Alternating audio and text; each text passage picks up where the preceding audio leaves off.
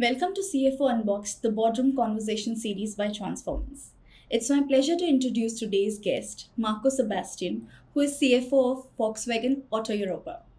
Marco brings extensive international leadership experience across strategic finance, business operations, and finance transformation within multinational organizations over 25 years. Marco, thank you so much for joining us today. We warmly welcome you. Thanks a lot. Pleasure's all mine. So, Marco, looking back on your career, what has been the biggest change you have witnessed in the expectations placed on finance leaders? I think over the years, mostly I would say the last 5 to 7 years, um, a CFO is not only anymore responsible just for the numbers, for the correctness and transparency of the numbers, but he's getting every time more in a position of a business partner and also a strategy partner. So everything it was planned on for the future is based on the numbers, but with the foreseen or forecast of a finance perspective. And I would say nowadays I am getting closer to a co-pilot and not anymore the one who is responsible for number crunching and so on. That's a great perspective, and it really highlights how the role of finance has evolved beyond traditional finance stewardship. Let's talk about your own leadership journey. Throughout your career, what leadership principles have remained constant even as business and markets continue to evolve? Yeah, for me, the most important part was always involving the people. At the end of our day, I would say everything we are doing is people-centric. So I tried from the beginning to have my employees and also the clients, but in the first line, my employees as a leadership style in the focus of my well-being. So saying it in that way that if they are happy, if they are involved in the ideas, and we are listening, we have active listening to our employees, then I think we are getting the best output that we can. And if I would say like very easy, if everybody is happy, the best output is there for the company. And this is what I developed here in Portugal, in Poland, Germany. The idea was always to have the people in mind, and nothing is more interesting to have different character, different people. I completely agree. Strong leadership becomes even more important during periods of change. So, speaking of change, let's explore how finance creates great value within an organization. So, Marco, what do you believe separates finance function that simply report numbers from those that genuinely influence business strategy? Yeah, first, I think I would not separate it that much. I would combine the both ideas. So first, we still need the financial numbers. We need the transparency. We need a solid basis. But of course, this is not enough anymore.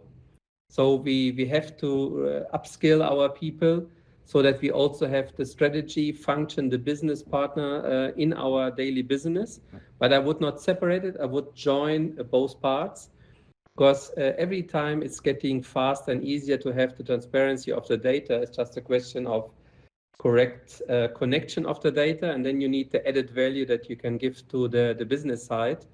And therefore, I would not separate. I would join them because also just looking to the future, just being business partner without having the solid basis of a finance data, I think this would also not work.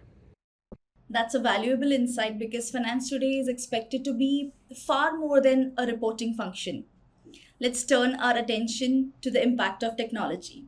As automation and digital technologies become more embedded in finance operations, how do you see leadership priorities changing?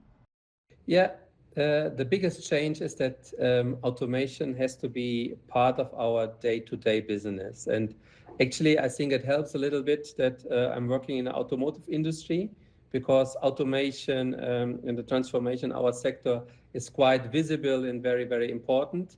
And that was also, I would say, like an anchor to make the connection for the people that when we automate our whole business model, then we also have to revise our Excel spreadsheets and the way we work. So we are trying in looking to the automation digitalization to use the same idea, the approach that we are using, for example, in the maintenance with predictive maintenance, to use the same idea of algorithm also for our finance team. It takes a while because at the end it's more a question of transformation of the mindset, to change the mindset. And here again, it's people driven, but that's the way, at least I try to make automation from production for cars, also for automation for finance, the day-to-day business. That's an important perspective. While technology continues to evolve, effective leadership remains at the heart of successful transformation. So, before we wrap up, I'd like to ask you one final question. Looking ahead, what should organization focus on today to build finance team that are prepared for the future? The first part is really the mindset that digitalization has to be part of our daily business, and it's quite difficult to do because this also brings fear with the people or with the people. There is always the question if the job maybe will be reduced when digitalization is coming. So you have to tackle the fear. You have to take it serious that there is something that you have to work on. And with this, you can upskill and reskill the people. And that's the way that you can do. But like we are not a company of hire and fire. So we really want to go into the future with the people that we have on board.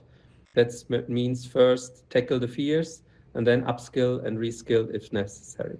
And that's the way that we try to approach the next 5 to 10 years. That's excellent advice, especially for organizations looking to build resilient and future ready finance functions. One last question, Marco. What piece of advice would you like to give to next generation finance leaders? I would give, maybe if I might, I would give two advices. If you're looking for new talents, um, not just finance knowledge is anymore important. You also need digital skills. And the second part is that you have to be very, very, very close to the business to understand how the business works. So in the future, I would not hire any more pure financial guys. I would look for somebody with knowledge of finance and digitalization, or I would take somebody who understands the business and will learn the finance part with the colleagues. So I would not, yeah, I would look more for cross-functional capacities or characteristics in the people. Marco, thank you very much for sharing your insights and experience with us today.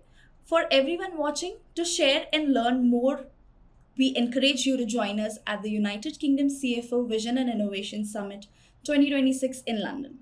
The summit will bring together finance leaders to discuss the trends, challenges, and opportunities shaping the future of finance. If you are a CFO or a finance leader, this gathering is for you. We look forward to hosting you. Thanks for watching. See you in the next episode of CFO Unboxed, the Boardroom Conversation series by Transformance.